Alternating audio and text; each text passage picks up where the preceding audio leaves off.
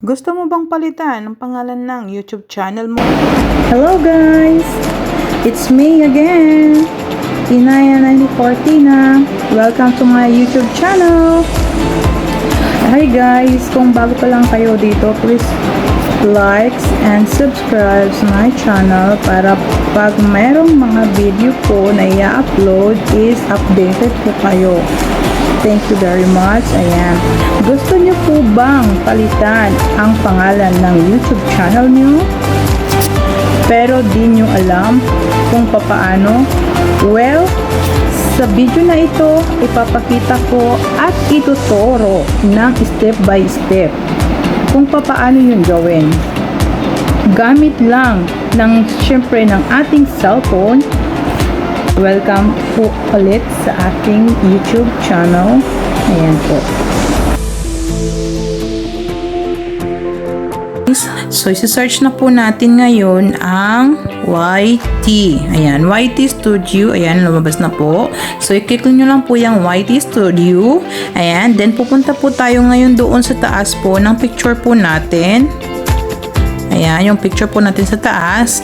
Ayan, nandito na po tayo ngayon sa account po natin. Sa account po natin, may tabi po na pencil sa taas. Ayan, i-click nyo na po yung pencil sa taas. Ayan, andito na po tayo ngayon sa changing ng name. Kung gusto nyo pong palitan ng name, ayan po. So, i-click nyo lang po yung pencil. And then, ayan, pwede na po siyang mag-change.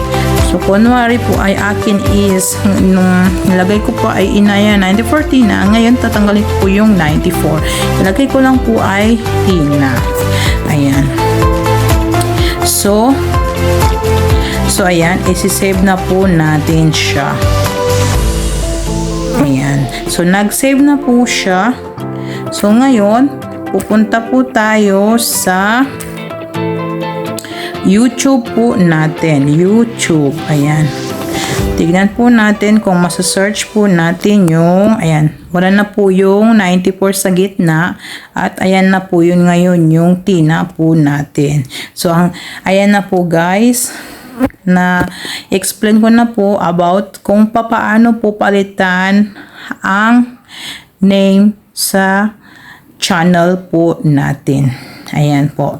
Ayan. Maraming salamat po guys. Please subscribe and like, share para lagi po kayong updated sa mga post po natin.